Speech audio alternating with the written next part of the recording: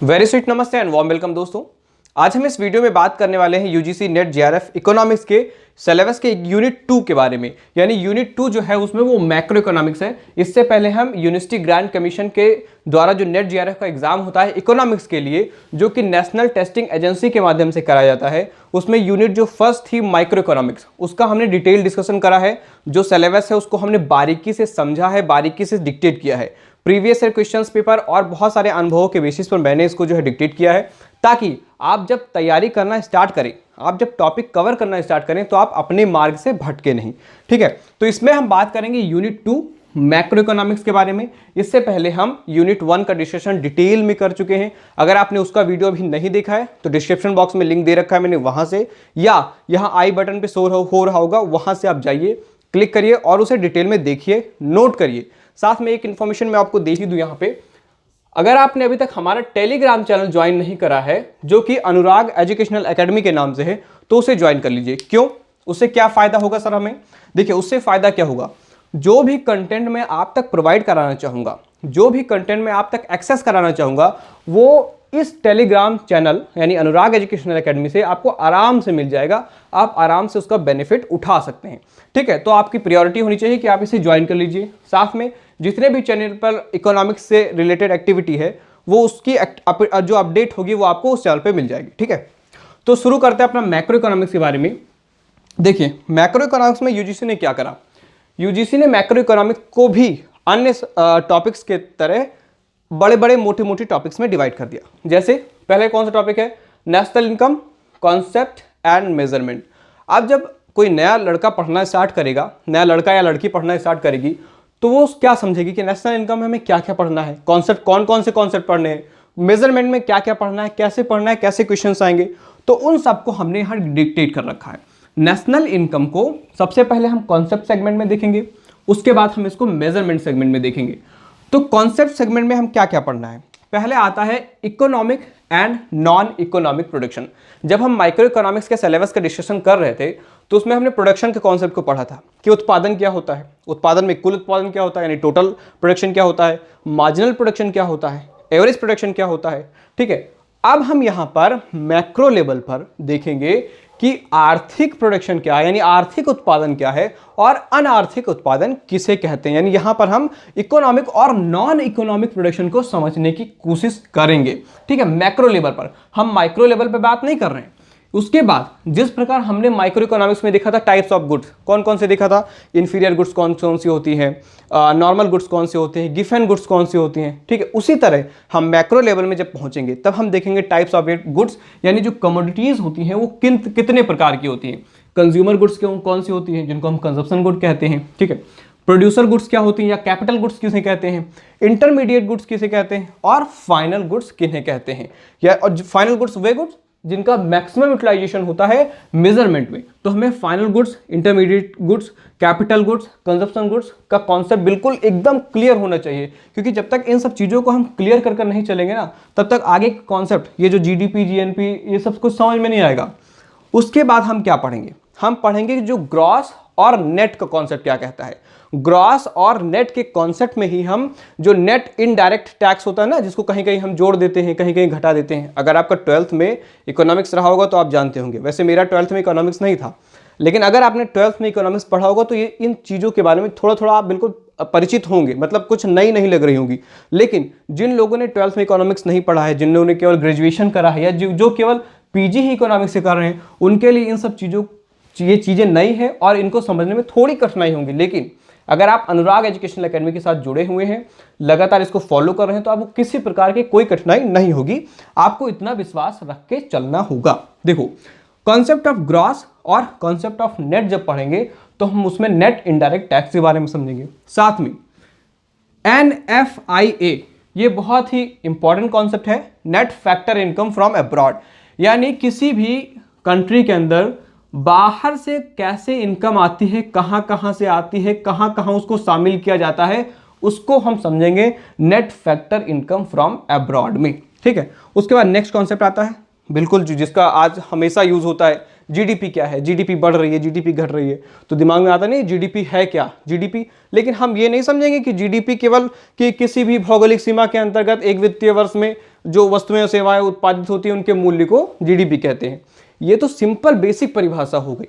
हम जीडीपी को multi dimensional वे में समझेंगे, जैसे हम जीडीपी को मार्केट प्राइस के बेसिस पे समझेंगे। उससे पहले हम जानेंगे कि मार्केट प्राइस क्या होता है, उससे पहले हम जानेंगे कि फैक्टर कॉस्ट क्या होता है, यानी हम जीडीपी को मार्केट प्राइस पे भी समझेंगे, हम जीडीपी को फैक्टर कॉस्ट पे भी समझेंगे।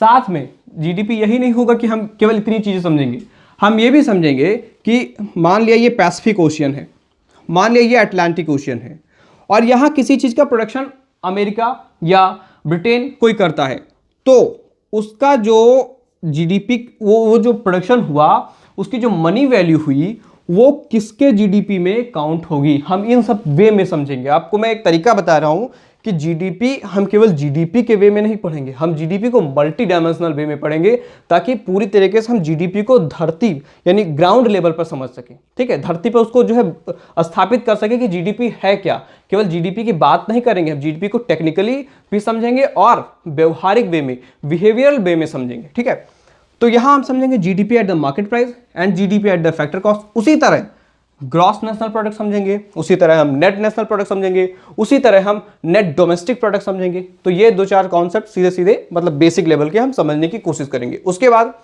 हम रियल और actual GDP and potential GDP के मध्य डिफरेंस समझेंगे और इन कॉन्सेप्ट को समझेंगे जिनको हम जीडीपी गैप कहते हैं। ठीक है, यानी ग्रॉस डोमेस्टिक प्रोडक्ट गैप को क्या होता है, तो उसमें एक्चुअल जीडीपी क्या होती है और पोटेंशियल जीडीपी क्या होती है उसे समझेंगे हम। डेप्रिसिएशन समझेंगे, यानी जब कोई कंपनी स्थापित होती है, ठीक है, उसमें घिसावट होती है, यानी उसमें जो डेप्रिसिएशन का अन्य नाम है कंजप्शन ऑफ फिक्स्ड कैपिटल या रिप्लेसमेंट कॉस्ट। यानी अगर आप प्रोडक्शन कर रहे हैं बड़े लेवल पे, तो आपको हर साल उसी लेवल के प्रोडक्शन को बनाए रखने के लिए जितना कॉस्ट वापस से इन्वेस्टमेंट करना होता है, यानी जितना कॉस्ट को आपको इनकर करना होता है, वही आपका डेप्रिसिएशन हो जाता है। तो इसको भी हम मल्टी डायमेंशनल वे में समझेंगे कि डेप्रिसिएशन किस किस रूप में हो सकता है, कैसे कैसे हम डेप्रिसिएशन को कम कर सकते हैं, कहाँ कहाँ से हम डेप्रिसिएशन घटाएंगे, कहाँ कहाँ हम डेप्रिसिएशन जोड़ेंगे। जब ये समझोगे ना, उससे पहले ये सब समझना बहुत जरूरी है। उसके बाद हम समझेंगे ग्रॉस वैल्यू एडिशन। इस समय 2015 के बाद से ग्रॉस वैल्यू एडिशन का महत्व बहुत ज़्यादा बढ़ गया है, तो इसको भी हम बहुत डिटेल में समझने की कोशिश करेंगे। फिर समझेंगे नॉमिनल टर्म में और रियल टर्म में जीएनपी क्या होता है, gross national product nominal term में क्या होता है और रियल टर्म्स में क्या होता है। उसके बाद हम आते हैं GNP deflator and its application की बात करेंगे, यानी जीएनपी डिफ्लेटर समझेंगे और उसके एप्लीकेशंस क्या क्या है वो समझेंगे। फिर जीएनपी इम्प्लिसिट डिफ्लेटर समझेंगे। देखो बात समझो, यहाँ पे अमूमन क्या होता है कि हम लोग जीएनपी डिफ्लेटर पढ़ते हैं, वैसे तो एप्लीकेशन भी नहीं पढ़ते हैं बहुत लोग, लेकिन हमें यहाँ एप्लीकेशन पढ़ना है। जीएनपी डिफ्लेटर के साथ हम जीएनपी इम्प्लिसिट डिफ्लेटर को इग्नोर कर देते हैं। एक चीज मैं यहाँ पे आपको क्लियर करके बताना चाहूंगा, जो ये इकोनॉमिक्स का जो एग्जाम है नेट जीआरएफ का, इसके क्राइटेरिया आपको बहुत अच्छे से पता होगी कि या तो आप पीजी के स्टूडेंट हो, अपियरिंग हो, या आप पीजी क्वालिफाइंग हो। इसका मतलब ये आपसे जो एग्जाम ले रहा है, एनटीए आपसे जो एग्जाम ले रहा है, वो आपसे ये एक्सपेक्ट तो कर ही सकता है ना कि आप पीजी पढ़कर आए हो तो पीजी लेवल तक तो आपको जानकारी होगी ही होगी, उसके आगे का नहीं पूछेगा। यानी आपसे रिसर्च के चीजें नहीं पूछेगा, वो पूछेगा आपके पीजी लेवल तक ही चीजों को।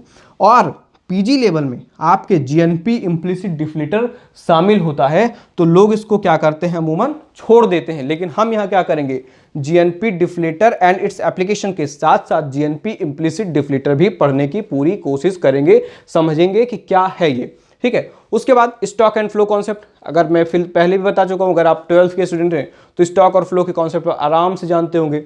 बट अदरवाइज हम तो बात करेंगे इसमें कि स्टॉक और फ्लो का कॉन्सेप्ट क्या कहता है। ट्रांसफर पेमेंट के बारे में बात करेंगे कि ट्रांसफर पेमेंट कब पर्सनल इनकम में जुड़ती है कि प्राइवेट इनकम में जुड़ती है। ठीक है, ट्रांसफर पेमेंट होते क्या क्या है। फिर हम बात करेंगे यहाँ पर पर्सनल इनकम और प्राइवेट इनकम की बात करने से पहले ट्रांसफर पेमेंट समझ लेंगे। पर्सनल इनकम की बात करेंगे, प्राइवेट इनकम की बात करेंगे, कैसे काउंट करते हैं उसकी भी बात करेंगे।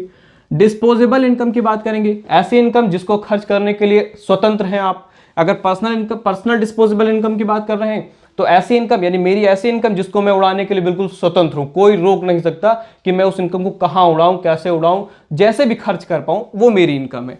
अगर हम नेशनल डिस्पोजेबल इनकम की बात करेंगे तो वो किसी राष्ट्र की इनकम होगी जिसको वो खर्च करने के लिए स्वतंत्र होगा। ठीक है, उसके बाद हम बात करेंगे circular flow of national income, यानी जो राष्ट्रीय आय है उसका चक्रीय प्रवाह कैसे होता है। चूंकि देखो जो राष्ट्रीय आय है वो क्या है, एक राष्ट्र में वो सर्कुलर रूप में घूमती रहती है, ठीक है। तो उसको समझने की कोशिश करेंगे और उसको हम तीन चीजों में समझेंगे। टू सेक्टर वे में समझेंगे। टू सेक्टर वे कब, जब प्राइवेट फर्म्स होंगी और हाउस होल्ड्स होंगी, यानी परिवार और जो कंपनियां, इन दोनों के मध्य कैसे ट्रांजैक्शन होते हैं। उसके बाद थ्री सेक्टर में जब गवर्नमेंट इंक्लूड हो गई, यानी सरकार का हस्तक्षेप हुआ, तब तीन सेक्टर्स में कैसे सर्कुलर फ्लो स्टार्ट हुआ। और सबसे लास्ट में जो सेक्टर है वो है फॉरेन सेक्टर, यानी विदेश को अगर हम इंक्लूड कर लेंगे तो उससे कैसे हमारा जो सर्कुलर फ्लो इफेक्ट होता है उसको हम समझने की कोशिश करेंगे। यानी two sector model, three sector model और फोर सेक्टर मॉडल को पढ़ेंगे। उसके बाद आता है expansion and contraction of circular flow, injection and leakages, यानी जब नेशनल इनकम बढ़ेगी तो सर्कुलर फ्लो भी बढ़ेगा, उसे कहेंगे हम एक्सपेंशन ऑफ सर्कुलर फ्लो। और वो तब होगा जब नेशनल इनकम में इंजेक्शन होगा, यानी कुछ बढ़ेगा, इंजेक्शन मतलब इंक्लूड करना उसमें, और लीकेजेस मतलब नेशनल इनकम में से कुछ चीजें थोड़ा थोड़ा बाहर निकलना, और जब चीजें उसमें से बाहर निकलेंगी तो कॉन्ट्रैक्ट होगा, यानी वो सिकुड़ेगा।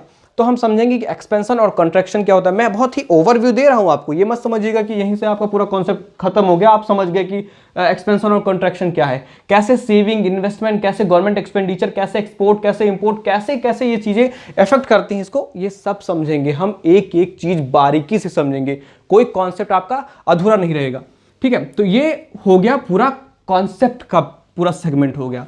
यानी जब इतनी चीजें, देखो जितनी मैंने चीजें लिखी हैं उतना तो मैं समझाऊंगा ही समझाऊंगा डिटेल में, जो चीज़ें छूट गई होंगी वो भी मैं आने वाले साथ में, जब मैं अभी तो यहाँ हो सकता है कुछ चीज़ें ना लिखी हूँ और कुछ चीज़ें आपको ना पता हूँ तो मैं उस समय बताऊंगा, ठीक है। तो ये मत सोच लीजिए कि जितने इसमें लिखी हैं बस यही फिक्स, इसके अलावा कुछ नहीं पढ़ना।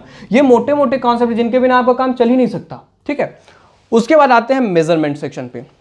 तो मेजरमेंट में क्या, देखो यहाँ लिखा है ना नेशनल इनकम, और नेशनल इनकम को कैसे मेजर करना है पहले हम ये देखेंगे, ठीक है। Methods of measuring national income, यानी नेशनल इनकम को कैसे मेजर किया जाए, उसका कौन कौन से मेथड्स हैं। तो उसमें देखो बड़े लेवल पे केवल तीन मेथड होते हैं। एक होता है नेट प्रोडक्ट मेथड या वैल्यू एडेड मेथड, जिसमें हम गेहूं और ब्रेड का एग्जांपल लेकर समझते हैं। एक होता है फैक्टर इनकम मेथड और एक होता है एक्सपेंडिचर मेथड, यानी नेट प्रोडक्ट मेथड में कैसे कैसे जो है वैल्यू एडिशन होता है उस बेसिस पर हम कर लेते हैं, ठीक है। फैक्टर इनकम यानी जितने भी राष्ट्र के लोग हैं सभी की इनकम जोड़ लो तो नेशनल इनकम हो गई, ठीक है। और एक्सपेंडिचर में जितने सभी लोग, चूंकि खर्च तो सभी करते हैं, जो जैसे मेरी जो इनकम होगी वो मैं कहीं ना कहीं खर्च करूंगा और जो मैं खर्च करूंगा वो दूसरे की इनकम बनेगी, तो जो मेरा खर्च है अगर इन सभी के खर्चों को जोड़ लिया जाए तो वो नेशनल इनकम हो जाएगी। तो तीन मेथड ये हो गए, लेकिन हम यहाँ एक चौथे मेथड को इंक्लूड कर रहे हैं और पढ़ेंगे double entry system of accounting, जिसमें हम 5 सोशल अकाउंट, जिसको हम सोशल अकाउंटिंग कह सकते हैं, इंडिया में अगर बात करें तो सोशल अकाउंटिंग की बात कर सकते हैं। तो double entry system of accounting की बात हम इस नेशनल इनकम को मेजर करने में इसको भी समझने की कोशिश करेंगे, ठीक है। अब हम आते हैं थोड़ा इंडियन पर्सपेक्टिव में। मैक्रो इकोनॉमिक्स की जो पहला टॉपिक है उसमें हम इंडियन पर्सपेक्टिव में जब आते हैं, इंडियन इकोनॉमी में तो पढ़ेंगे, लेकिन हम यहाँ मैक्रो इकोनॉमी, इतना सारा कॉन्सेप्ट पढ़ा तो अगर इंडिया को भी इंक्लूड ना करो तो बेकार है हम लोग का पढ़ना यहाँ से। Measurement of national income in India, India में नेशनल इनकम कैसे मेजर किया गया था, तो उसमें 1947 से पहले कैसे हो रहा था, यानी प्री इंडिपेंडेंस, और 1947 के बाद से क्या हो रहा था, यानी पोस्ट इंडिपेंडेंस, यानी कैसे दादा भाई नौरोजी ने बात करा नेशनल इनकम की, उसके बाद कैसे सिस्टमेटिक वे में वीके राव साहब ने बात करी, उसके बाद कैसे सीएसओ का, अभी तो सीएसओ बना है ना, कैसे एनएसओ, सीएसओ और स्टैटिस्टिकल ऑर्गेनाइजेशंस बनी और नेशनल इनकम को काउंट करने की विधियां तरह तरह की अपनाई गई, कौन कौन से मेथडोलॉजी यूज की गई उसको समझने की कोशिश करेंगे।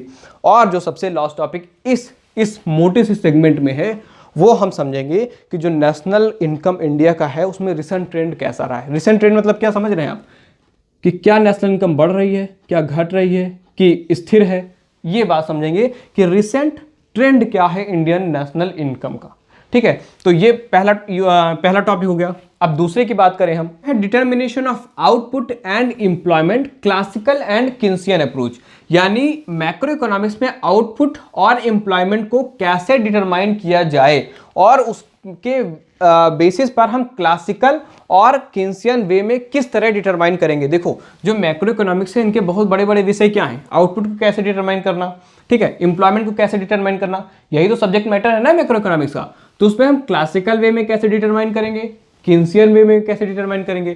क्लासिकल यानी कौन कौन, एडम स्मिथ, रिकार्डो, माल्थस, ये सब क्या कहते हैं इसके बारे में, और कीन्सियन वे में जेएम कीन्स क्या कहते हैं एम्प्लॉयमेंट और आउटपुट के बारे में। तो सबसे पहले अगर हम बात करें तो क्लासिकल अप्रोच की, तो क्लासिकल अप्रोच में सबसे पहले तो हम समझेंगे कि इनके एजम्पशंस क्या हैं, परफेक्ट कंपटीशन और वगैरह वगैरह बहुत सारे हस्तक्षेप की नीति यानी लेजर फेयर पॉलिसी, ये सब एजम्पशंस में ही तो आते हैं। तो एजम्पशंस या पॉस्टुलेट्स की बात करेंगे, बहुत ज़्यादा ही इंपॉर्टेंट रहता है, पॉस्टुलेट पूछे जा सकते हैं, पूछे जाते हैं, ठीक है। तो एजम्पशंस की बात करेंगे या पॉस्टुलेट्स की बात करेंगे। उसके बाद जो पूरा क्लासिकल सिस्टम है वो से के नियम पर बेस है, ठीक है, जेबी से, जीन बैप्टिस्ट से, ठीक है, उनका क्या नियम था, supply creates its own demand, यानी जो पूर्ति है वो अपनी मांग स्वयं उत्पन्न कर लेती है। तो इनके नियम को भी पढ़ेंगे, ठीक है। उसके बाद उसमें रिकार्डो और इन लोगों का जो है पढ़ने की कोशिश करेंगे कि किस वे में समझाया है, ठीक है। और उसके बाद क्लासिकल थ्योरी ऑफ एम्प्लॉयमेंट समझने की कोशिश करेंगे, ठीक है। ये बहुत बड़ा टॉपिक नहीं है लेकिन बहुत समझने लायक टॉपिक है, ठीक है। अभी लास्ट तक समझिएगा आप कि क्या क्या समझने लायक है इसमें। उसके बाद जब क्लासिकल को अच्छे से समझ लेंगे तो जब क्लासिकल, देखो इसमें सबसे इंटरेस्टिंग बात यही है कि जब आप क्लासिकल को पढ़ेंगे तो आपको लगेगा हाँ भाई क्लासिकल जो बात कह रहा है ये बिल्कुल सही बात कह रहा है, ये इसी तरह होना चाहिए पूरा सिस्टम। लेकिन जैसे ही आप क्लासिकल से स्विच होंगे कीन्सियन पर, समझ में आने लगे अरे यार क्लासिकल तो सारी बात गलत गलत कह रहे थे, क्या उल्टा सीधा बता रहे थे, क्या बकवासबाजी कर रहे थे, ठीक है। लेकिन एक बार मैं आपको एग्जाम्पल के थ्रू बताता हूँ। एक हमारी मैडम है, उनका इंटरव्यू था, तो उनसे क्वेश्चन पूछा गया, जो पैनलिस्ट थे उनसे क्वेश्चन पूछा था कि ये बताइए कि जो कीन्स महोदय हैं इनके दिमाग में ऐसा क्या आया कि इन्होंने क्लासिकल के विपरीत इतना सारा सिस्टम डेवलप कर दिया। मैक्रो इकोनॉमिक्स के पिता माने जाते हैं जेएम कीन्स, ठीक है। तो उनसे क्वेश्चन पूछा गया था कि जेएम कीन्स के दिमाग में उस समय कैसी परिस्थितियां या उस समय कैसा विचार आया कि उन्होंने पूरा क्लासिकल के विपरीत इतना बड़ा सिस्टम खड़ा कर दिया, इतना बड़े सिस्टम को डिक्टेट कर दिया। तो इसको भी हम बहुत ही डिटेल में समझेंगे कि कीन्स के दिमाग में उस समय क्या क्या चल रहा था, ठीक है। कीन्स बहुत समृद्ध परिवार से थे। उसके बाद हम जब कीन्सियन अप्रोच पे आएंगे तो उसमें समझेंगे एग्रीगेट सप्लाई फंक्शन क्या होता है, एग्रीगेट डिमांड फंक्शन क्या होता है, कंजप्शन फंक्शन क्या होता है, कीन्स के वे में समझेंगे, ऑटोनॉमस कंजप्शन किसे कहते हैं, ठीक है, ठीक, गवर्नमेंट एक्सपेंडिचर और कौन कौन से कंजप्शन होते हैं, जो मार्जिनल प्रोपेंसिटी टू कंज्यूम क्या होता है, इसी में हम समझने की कोशिश करेंगे, तभी आगे समझ पाएंगे चीज़ों को। सेविंग फंक्शन क्या होता है, और उसके बाद समझेंगे कि क्लासिकल के विपरीत में जो है कीन्सियन का क्या एजम्पशन है, क्योंकि कीन्स ने अल्टीमेटली कह दिया था नहीं भाई, इन्होंने क्या कहा, गवर्नमेंट कोई हस्तक्षेप नहीं करेगी, आप कुछ भी करो, सारा कुछ मार्केट मैकेनिज्म संभालेगा, गवर्नमेंट का किसी प्रकार से कोई इंटरवेंशन नहीं होगा। कीन्स ने कहा बिल्कुल नहीं, गवर्नमेंट इंटरवीन करेगी, जब मामला बिगड़ेगा तो गवर्नमेंट आगे आएगी और चीज़ों को संभालेगी। उन्होंने मार्जिनल एफिशिएंसी ऑफ कैपिटल के बारे में भी बताया, ठीक है, उसके बेसिस पर गवर्नमेंट किस बेसिस पे आएगी।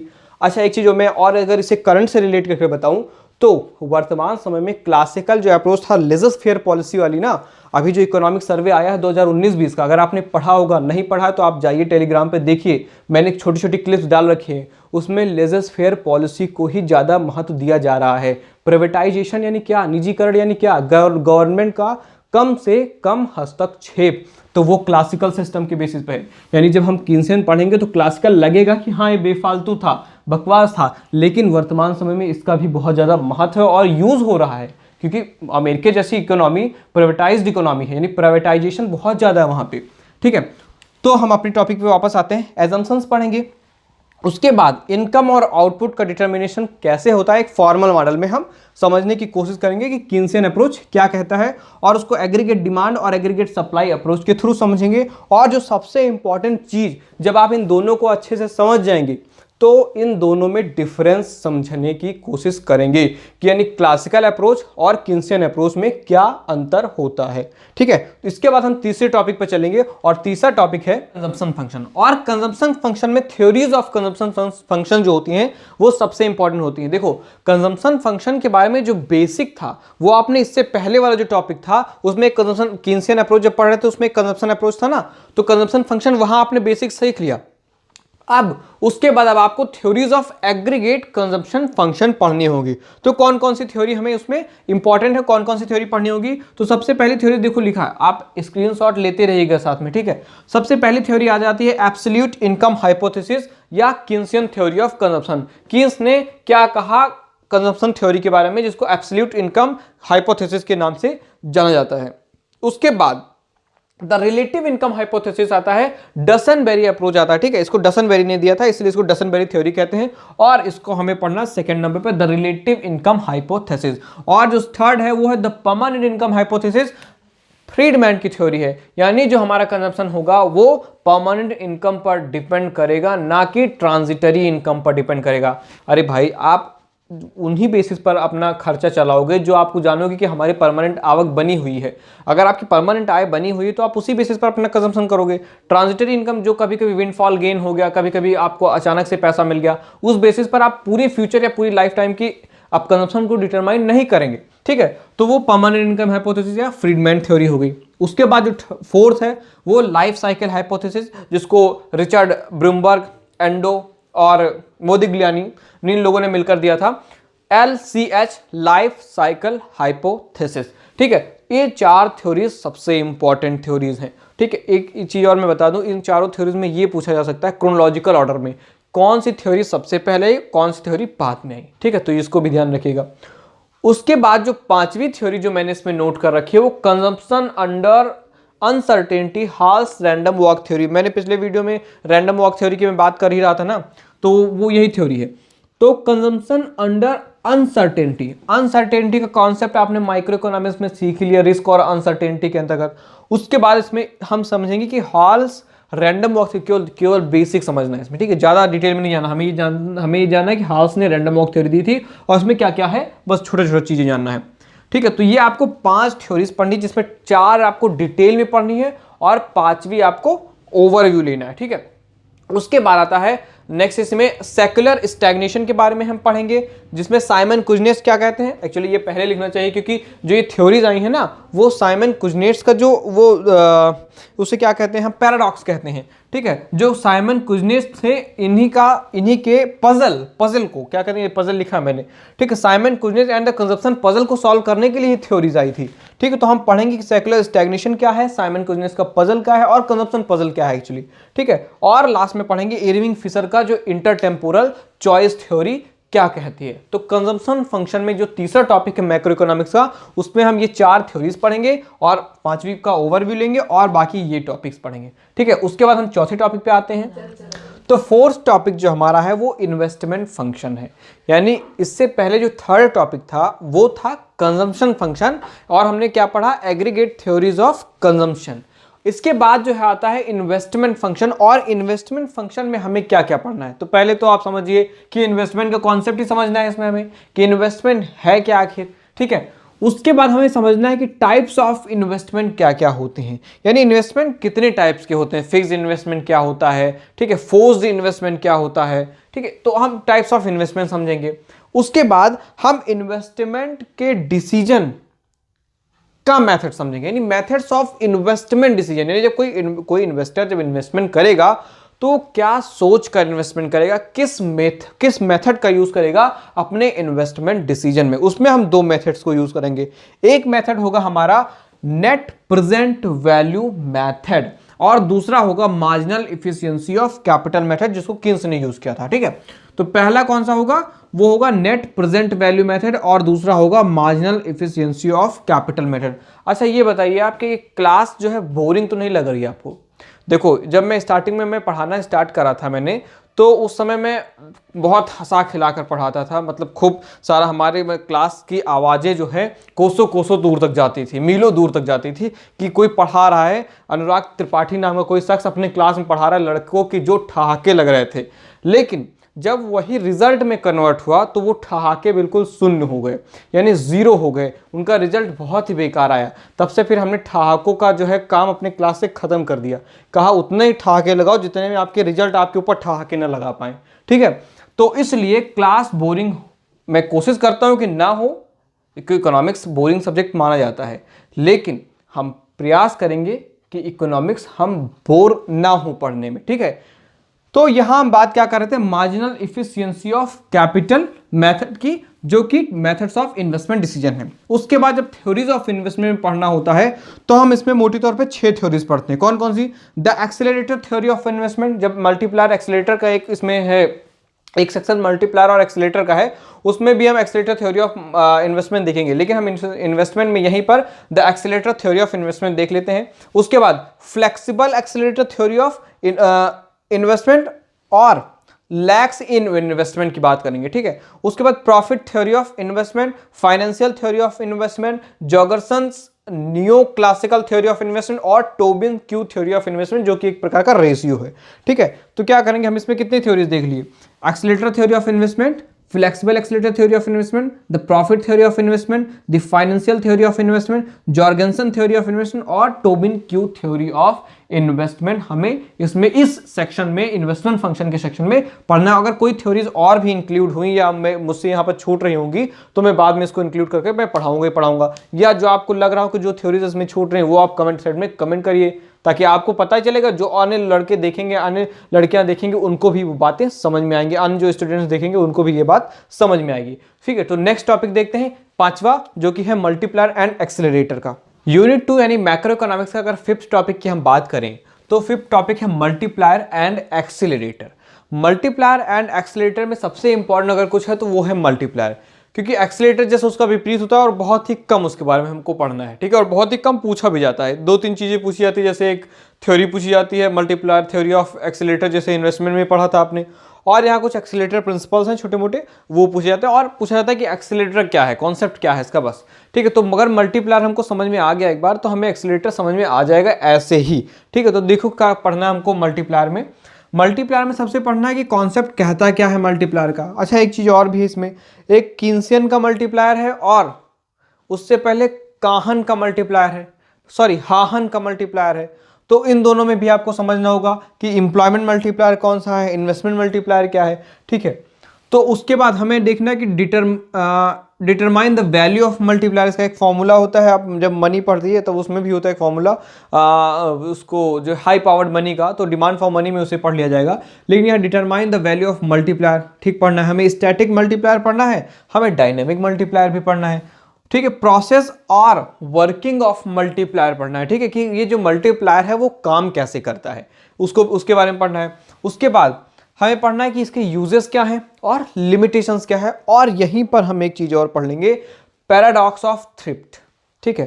पैराडॉक्स ऑफ थ्रिफ्ट में यहाँ पे हम मल्टीप्लायर को यूज करके इस पैराडॉक्स को पढ़ेंगे। बाकी मतलब पूरी तरीके से हम पैराडॉक्स यहीं पढ़ेंगे ही, ये वाला, ठीक है। इससे पहले मैंने और कहीं इंक्लूड नहीं करा इसे, क्योंकि यहाँ मल्टीप्लायर का भी यूज कर लेंगे और चीजों को इंक्लूड करके हम यहाँ पे पैराडॉक्स ऑफ थ्रिफ्ट पढ़ लेंगे कि saving is a virtue for an individual and saving is curse for overall economy, यानी अगर सभी लोग सेव करेंगे तो इकोनॉमी चौपट हो जाएगी, और अगर कोई एक सेव करता है तो उसके लिए वो वर्च्यू है, ठीक है। तो ये पैराडॉक्स ऑफ थ्रिफ्ट पढ़ेंगे।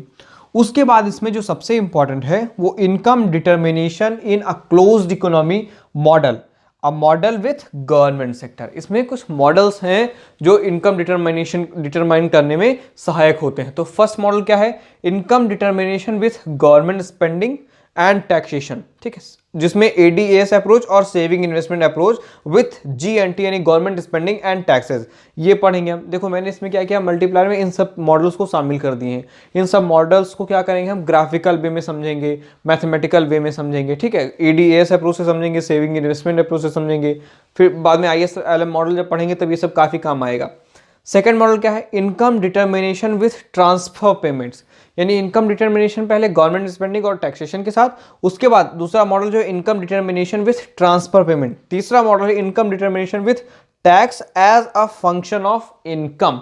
Tax as a function of income के बेसिस पर हम इनकम डिटर्मिनेशन करेंगे। और जो फोर्थ मॉडल है वो determination of income with tax function, government expenditure and transfer payment, इन तीनों को इंक्लूड कर फोर्थ मॉडल में क्या करेंगे हम, गवर्नमेंट स्पेंडिंग को भी इंक्लूड कर देंगे, टैक्स को भी, tax as a function of income को इंक्लूड कर लेंगे, ठीक है, और ट्रांसफर पेमेंट को भी इंक्लूड कर लेंगे। उसके बाद इसमें पढ़ना है हमको the physical multiplier. Physical multiplier में हमको पढ़ना है गवर्नमेंट एक्सपेंडिचर मल्टीप्लायर या G multiplier and the tax multiplier जिसको टी मल्टीप्लायर कहते हैं, और the balance budget multiplier. Balance budget multiplier अगर मुझे थोड़ा बहुत याद आ रहा है तो मैंने जो 10 क्वेश्चन सीरीज है उसमें इसको सॉल्व भी कराया है। बैलेंस बजट मल्टीप्लायर के बारे में काफ़ी शॉर्ट में मैंने बताया है वहाँ पे आपको।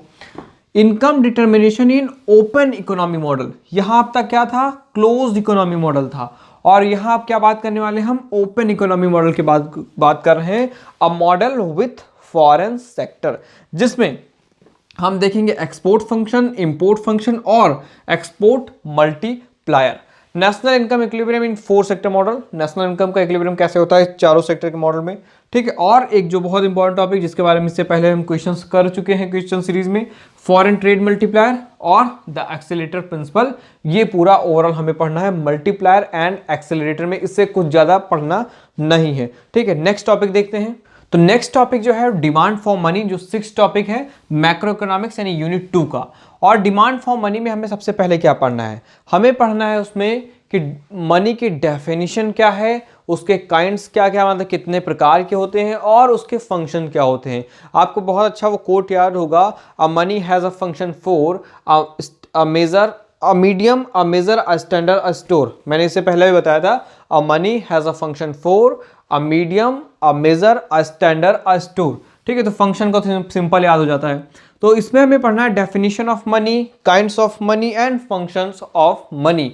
उसके बाद इसमें क्या क्या पढ़ना है, किस किस अप्रोच में पढ़ना है, हमें पढ़ना है कन्वेंशनल अप्रोच में यानी क्लासिकल अप्रोच में, शिकागो अप्रोच में यानी शिकागो स्कूल ऑफ थॉट जो है वो क्या कहता है, सेंट्रल बैंक क्या कहता है इसके बारे में, और गर्ले शाह की थेसिस आई थी और गर्ले शाह अप्रोच क्या कहता है। गर्ले शाह के थेसिस भी मैं आपको दूंगा पढ़ने के लिए, जो उसको समराइज भी होगा मैं वो भी दूंगा, और पूरी गर्ले शाह की थेसिस भी दूंगा, आप उसे पढ़िएगा। काफी इंटरेस्टिंग अप्रोच था इनका भी, ठीक है। तो जब पढ़ेंगे तब इसको भी बहुत अच्छे से समझेंगे। उसके बाद हम देखेंगे the classical theory of money and interest. Money के साथ यहाँ इंटरेस्ट की भी बात की जा रही है, यानी classical theory of money and interest. उसमें the classical theory of quantity theory of money यानी कैश ट्रांजैक्शन अप्रोच, और उसके बाद हमें देखना है the Cambridge version of quantity theory of money यानी कैश बैलेंस अप्रोच। यानी क्लासिकल थ्योरी ऑफ मनी में जब हम बात करेंगे तो कैश ट्रांजैक्शन अप्रोच और कैश बैलेंस अप्रोच को पढ़ेंगे। उसके बाद classical theory of money, classical theory of interest पढ़ेंगे, और कीन्सियन अप्रोच ऑफ इंटरेस्ट पढ़ेंगे जिसको हम लिक्विडिटी प्रेफरेंस थ्योरी कहते हैं। और इसमें कीन्स ने बताया था कि जो मनी का डिमांड होता है किन किन चीज़ों के लिए होता है, उसमें इंटरेस्ट को भी इंक्लूड करा था उन्होंने, ठीक है। तो उन सब चीज़ों को जानेंगे, जैसे स्पेकुलेटिव वे में क्या होता है, ट्रांजैक्शन मोटिव के लिए कैसे होता है, प्रिकॉशनरी मोटिव के लिए कैसे होता है, वो कीन्सियन अप्रोच में, कीन्सियन थ्योरी ऑफ इंटरेस्ट में भी पढ़ेंगे और उसको मनी के साथ रिलेट करके पढ़ेंगे। उसके बाद जाते हैं post Keynesian theories of demand for money, यानी कीन्स के बाद की जो थ्योरीज हैं वो कौन कौन सी थ्योरी, तो उसमें portfolio theories of demand for money है, ठीक है। उसके बाद बॉमोल और टोबिन का अप्रोच है तो ट्रांजैक्शन डिमांड फॉर मनी। उसके बाद है Tobin's theory of speculative demand for money, the portfolio optimization approach. और सबसे लास्ट में हमको पढ़ना है फ्रीडमैन, जो कि एक मॉनेटरिस्ट थे, मुद्रावादी अर्थशास्त्री थे, फ्रीडमैन्स क्वांटिटी थ्योरी ऑफ मनी, जिन्होंने सुधार किया था। और ये क्वेश्चन बहुत पूछा जाता है कि जो restatement of quantity theory of money, यानी जो देखो यहाँ पर quantity theory of money I थी, उसका रीस्टेटमेंट क्या कहता है, फ्रीडमैन ने उसको रीस्टेट करा था, ठीक है। तो आपको इन दोनों को यहां से यहां तक लिंक करना है, ठीक है। उसके बाद नेक्स्ट टॉपिक देखते हैं डिमांड फॉर मनी के बाद, वो है सप्लाई फॉर मनी, यानी 7th topic of macro economics unit 2 of UGC net GRF syllabus. यानी सप्लाई ऑफ मनी में क्या पढ़ना है हमको, सप्लाई ऑफ मनी में सबसे पहले समझना है कि सोर्स ऑफ मनी की सप्लाई क्या है, यानी जो मनी है ये कहाँ से आती है, कहाँ से प्रोड्यूस होती है, कौन इसे जो इशू करता है, तो वो समझेंगे हम सोर्स ऑफ मनी सप्लाई में। उसके बाद हम समझेंगे कि हाई पावर्ड मनी का क्या कॉन्सेप्ट होता है और इंडिया में उसको कैसे मेजर किया जाता है, यानी concept of high powered money and how to measure in India. And उसके बाद हमें देखना है डिपॉजिट मल्टीप्लायर क्या होता है, क्रेडिट मल्टीप्लायर क्या होता है। एक्चुअली इसको हमने ऐसे रैंडमली उठाकर रख दिया है इसमें कि ये टॉपिक मनी सप्लाई में हमको पढ़ लेने हैं, ठीक है। तो डिपॉजिट मल्टीप्लायर क्या होता है, क्रेडिट मल्टीप्लायर क्या होता है, और मनी सप्लाई को हम इंडिया में कैसे मेजर करते हैं, किस किस अप्रोच से, M1, M2, M3, M4, M0, ठीक है। इन सब चीज़ों से कैसे इसको मेजर किया जाता है, ठीक है। उसको RBI कैसे मेजर करता है। फिर money multiplier and it's determinants, यानी मनी मल्टीप्लायर पढ़ना है हमको, साथ में उसको डिटरमाइन करने वाले फैक्टर्स पढ़ने, उसको डिटरमाइन करने वाले, उसके निर्धारित करने वाले कारक पढ़ने हैं। और उसके बाद हमें देख लेना है कि जो मनी मार्केट में मनी सप्लाई और मनी डिमांड के बीच इक्विलिब्रियम कैसे होता है, वो एक छोटा सा मॉडल देख लेना। तो ये बहुत सी छोटी यूनिट है सप्लाई ऑफ मनी की। यूनिट नहीं कहूँगा मैं, बहुत टॉपिक कहूँगा इसको, क्योंकि यूनिट तो ये है और जो आप देखिए ना कितनी बड़ी है। तो सप्लाई ऑफ मनी में इसमें इतने कुछ टॉपिक पढ़ने हैं, और जो एडिशनल टॉपिक होंगे हम समय के साथ आपको अपडेट करते रहेंगे कि इसमें हाँ इसको पढ़ लेना चाहिए। उम्मीद है कि इससे ज़्यादा कुछ नहीं आना चाहिए, इससे बाहर का कुछ नहीं होना चाहिए, ठीक है। उसके बाद जो 8वां टॉपिक है इसका ISLM model approach. ISLM model approach में आपको पहले समझना है कि जो प्रोडक्ट मार्केट है और मनी मार्केट है उसका इंटरडिपेंडेंस कैसे है, ठीक है, इंटरलिंक्ड कैसे है। तो interdependence of product market and money market, ठीक है। उसके बाद हमें समझना है IS कर्व क्या है, IS कर्व को कैसे डिराइव करेंगे हम ग्राफिकल मेथड से। LM कर्व क्या है, LM कर्व को कैसे डिराइव करेंगे हम ग्राफिकल मेथड से। Product and money market equilibrium कैसे होगा, जब भाई दोनों कर्व को आप डिराइव कर लोगे उसके बाद इन दोनों को क्या करेंगे, इक्विलिब्रियम सेट करेंगे। उसके बाद जो सबसे इंटरेस्टिंग मुझे लगता है, क्योंकि अब ये आप इस बेसिस पे कह सकते हैं क्योंकि मेरा मैथमेटिक्स बैकग्राउंड रहा है, इसलिए मुझे ये ज़्यादा इंटरेस्टिंग लगता है। Algebraic version of ISLM model पूरा मैथमेटिकल वर्जन है कि जब हम टैक्स को इंक्लूड करेंगे, जब हम ट्रांसफर पेमेंट को इंक्लूड करेंगे, जब हम गवर्नमेंट स्पेंडिंग को इंक्लूड करेंगे, तो इसी में हम क्राउडिंग आउट इफेक्ट भी पढ़ते हैं, ठीक है। तो ये जो एल्जेब्रिक वर्जन है, ये कह सकते हैं कि मेरा मैथमेटिकल बैकग्राउंड रहा है, इसलिए मुझे ये ज़्यादा इंटरेस्टिंग लग रहा है। हो सकता है बहुत लोगों का मैथमेटिकल बैकग्राउंड नहीं हो तो उनको ये अच्छा ना लगे, लेकिन मैं ऐसे इसको समझाने की कोशिश करूंगा आपको, मैं पूरा प्रयास करूंगा कि एल्जेब्रिक वर्जन जो मैथमेटिकल बैकग्राउंड जिनका रहा है उन्हें तो समझ में आए ही आए, साथ में जो मैथमेटिकल बैकग्राउंड से नहीं है उनको भी एल्जेब्रिक वर्जन जो है बहुत अच्छे से आए, क्योंकि ये सारे क्वेश्चंस ना ये ISLM का जो एल्जेब्रिक वर्जन है इससे इक्वेशन बनते हैं। जब IS कर्व का इक्वेशन आप पढ़ोगे तो और LM कर्व का इक्वेशन पढ़ोगे, फिर इन दोनों का इक्विलिब्रियम करके जो आप पढ़ोगे उससे न्यूमेरिकल आते हैं। और अगर आपने उसे फॉलो किया है 10 क्वेश्चन सीरीज और 30 क्वेश्चन सीरीज को, तो आपको याद होगा मैंने इस एल्जेब्रिक वर्जन पर एक न्यूमेरिकल लगवाया, शायद उसे मैंने 6 मिनट में, मतलब समझो कि 10 क्वेश्चन सीरीज था उसको 8-9 मिनट में मैं पढ़ा देता हूँ, लेकिन उस क्वेश्चन पर मैंने 6 मिनट में केवल यही समझाया है कि कैसे ISLM कर्व का एक एक इक्वेशन आया और कैसे ये दोनों आपस में मिले और उस बेसिस पर ये न्यूमेरिकल लगा, ठीक है। तो मैं कोशिश करूंगा कि आपको बहुत ही इजी वे में एल्जेब्रिक वर्जन भी समझाने का प्रयास करूं। ISLM model with government sector पढ़ना है, और सबसे इंपॉर्टेंट चीज क्या है कि ISLM कर्व में क्या फ्लक्चुएशंस होते हैं, क्या चेंजेस आते हैं, शिफ्टिंग कैसे होती है फिजिकल और मॉनेटरी पॉलिसी के थ्रू। यानी ये मॉनेटरी पॉलिसी में चेंजेस करने से IS कर्व पर क्या इफेक्ट पड़ेगा, LM कर्व पर क्या इफेक्ट पड़ेगा, फिजिकल पॉलिसी में चेंजेस करने पर IS कर्व और LM कर्व पर क्या क्या चेंजेस आएंगे, ये भी बहुत इंपॉर्टेंट है, पढ़ना जरूरी है। नेक्स्ट देखते हैं 9th टॉपिक। तो मैक्रो इकोनॉमिक्स का जो 9th टॉपिक है वो है inflation and Phillips curve analysis. तो inflation and Phillips curve analysis यानी इन्फ्लेशन यानी प्राइस राइजिंग यानी महंगाई, तो महंगाई के बारे में पढ़ना है कि महंगाई डाइन कैसे खाई जा रही है। इन्फ्लेशन एंड मेजरिंग मेथड यानी इन्फ्लेशन और उसको मेजर करने वाले मेथड्स कौन कौन से हैं, टाइप्स ऑफ इन्फ्लेशन क्या क्या होते हैं, इन्फ्लेशन कितने प्रकार के होते हैं, रेंगती हुई मुद्रास्फीति, दौड़ती हुई मुद्रास्फीति, चलती हुई मुद्रास्फीति, उठती हुई मुद्रास्फीति, बैठती हुई मुद्रास्फीति, मतलब उठती हुई इन्फ्लेशन, ऐसे ही बहुत सारे टॉप टाइप्स हैं, आप देख लेंगे उसको। बॉटलनेक इन्फ्लेशन क्या कहते हैं, ऐसे ऐसे हैं, ठीक है। Classical and new classical theories of inflation क्या कहते हैं, यानी क्लासिकल क्या सोचते थे इन्फ्लेशन के बारे में, जो न्यू क्लासिकल थ्योरीज हैं वो क्या कहते हैं इन्फ्लेशन के बारे में, कीन्सियन थ्योरी है जो है वो क्या कहते हैं इन्फ्लेशन के बारे में, जो फ्रीडमैन है वो इन्फ्लेशन को क्या कहते हैं, यानी मोनेटरिस्ट व्यूज क्या हैं इन्फ्लेशन के बारे में, और मॉडर्न थ्योरीज में डिमांड फुल इन्फ्लेशन और कॉस्ट पुश इन्फ्लेशन, ये क्या क्या इन्फ्लेशन के बारे में क्या क्या चीजें बताती हैं वो इन थ्योरीज के माध्यम से हमें पढ़ना है। Measure to control inflation, inflation को कंट्रोल करने के लिए कौन कौन से मेजर्स अप्लाई किए जाते हैं, कौन कौन से स्टेप उठाए जाते हैं वो है। अच्छा, यहाँ एक चीज़ और देख लेंगे हम कि इन्फ्लेशन हमारे लिए कितना बेनिफिशियल होता है, इन्फ्लेशन होना अच्छी बात है कि बुरी बात है, ये भी हम यहीं पर चेक करेंगे, कोशिश करेंगे जानने की क्या इन्फ्लेशन होना ज़रूरी है। अगर इन्फ्लेशन बिल्कुल ख़त्म कर दिया जाए, 0% कर दिया जाए, क्योंकि जब आप नायरू का pencil NAIRU non accelerating inflation rate of unemployment जब पढ़ेंगे तब हमें ये समझना होगा कि एक नियत परसेंटेज ऑफ इन्फ्लेशन हमें चाहिए ही चाहिए होता है इकोनॉमी में, क्योंकि अगर इन्फ्लेशन 0% हो जाएगा तो लोगों की एक्सपेक्टेशन जो है 0 हो जाएगी और लोग इन्वेस्टमेंट करना बंद कर देंगे, इकोनॉमी डिप्रेशन में चली जाएगी, ठीक है। तो meaning, measures and types of unemployment देखेंगे कि अनएम्प्लॉयमेंट के मीन क्या होता है, अलग अलग ऑर्गेनाइजेशन अलग अलग संस्थाओं के से देखेंगे कि अनएम्प्लॉयमेंट किसे कहते हैं, ठीक है, मीनिंग क्या होती है, कैसे इसको मेजर करते हैं, और टाइप्स क्या होते हैं अनएम्प्लॉयमेंट के, क्योंकि मैंने टाइप्स के बारे में कई सारे वीडियोस बना रखे हैं, अलग से ही मैंने क्वेश्चंस में टाइप्स बता रखे हैं। फ्रिक्शनल अनएम्प्लॉयमेंट क्या होता है, साइक्लिकल अनएम्प्लॉयमेंट क्या होता है, स्ट्रक्चरल अनएम्प्लॉयमेंट क्या होता है, और बहुत सारे बताए हुए हैं। ठीक है, उसके बाद जब अनएम्प्लॉयमेंट का कॉन्सेप्ट आपको क्लियर हो जाएगा, इन्फ्लेशन का कॉन्सेप्ट क्लियर हो जाएगा, तब इन दोनों को मिक्स करने वाले जो थे वो थे फिलिप्स, और फिलिप्स ने एक बनाया कर्व, तो फिलिप्स कर्व के बारे में हम जानेंगे। ठीक है, बाद में सैमुएल्सन का भी एक कर्व आया था, उसके बारे में मैंने यहाँ लिखा नहीं, लेकिन उसके बारे में भी देखेंगे, मॉडिफिकेशन इन फिलिप्स कर्व में देखेंगे। और एक आता है एक्सटीन ब्रिनर्स फिलिप्स कर्व, उसको हम देखने की कोशिश करेंगे बहुत ही कम वे में, मतलब बहुत ज़्यादा डिटेल में नहीं जाएंगे, ओवरव्यू लेंगे केवल। Non accelerating inflation rate of unemployment, NAIRU का प्रिंसिपल देखेंगे, नायरू के प्रिंसिपल के साथ अनएम्प्लॉयमेंट और साथ में इन्फ्लेशन, इन सभी को मिलाते हुए पढ़ेंगे। आई थिंक इसका मैंने एक जो 30 क्वेश्चन जब मैं पढ़ा रहा था आपको, तब उसमें मैंने नायरू के प्रिंसिपल का जिक्र किया है, बहुत अच्छे से जिक्र किया है, मतलब शॉर्ट में ही बताया, लेकिन मैंने बताया है। फिर उसके बाद जो कि जब इन्फ्लेशन पढ़ोगे ना, तो उससे रिलेटेड टर्म्स और आते हैं, जैसे डिफ्लेशन, री इन्फ्लेशन, स्टैग्नेशन, हाइपर इन्फ्लेशन।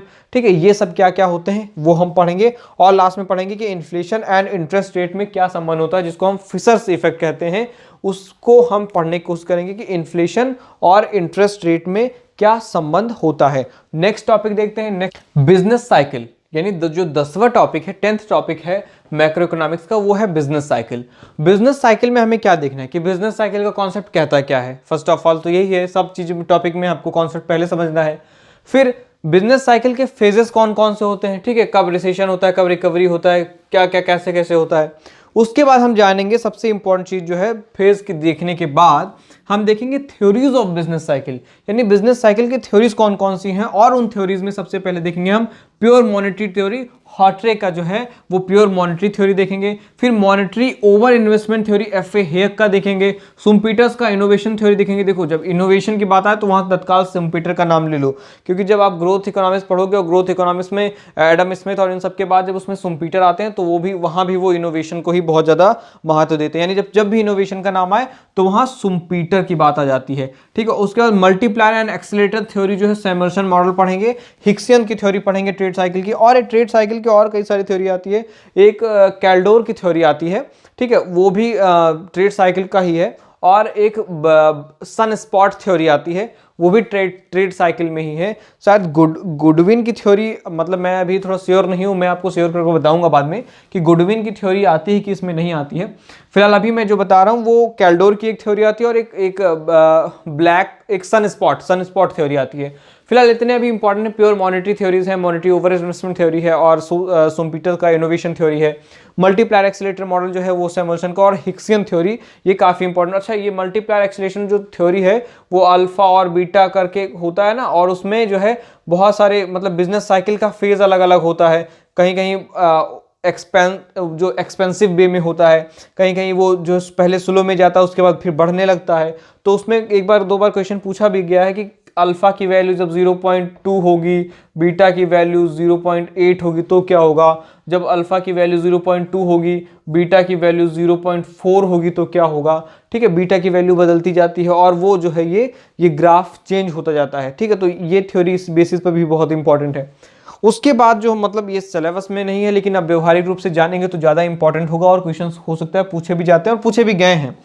1930 का जो ग्रेट डिप्रेशन था, उसके क्या कारण थे, क्या उसके परिणाम हुए, यानी कॉजेज एंड कॉन्सिक्वेंसेस क्या हुए, वो जानेंगे हम।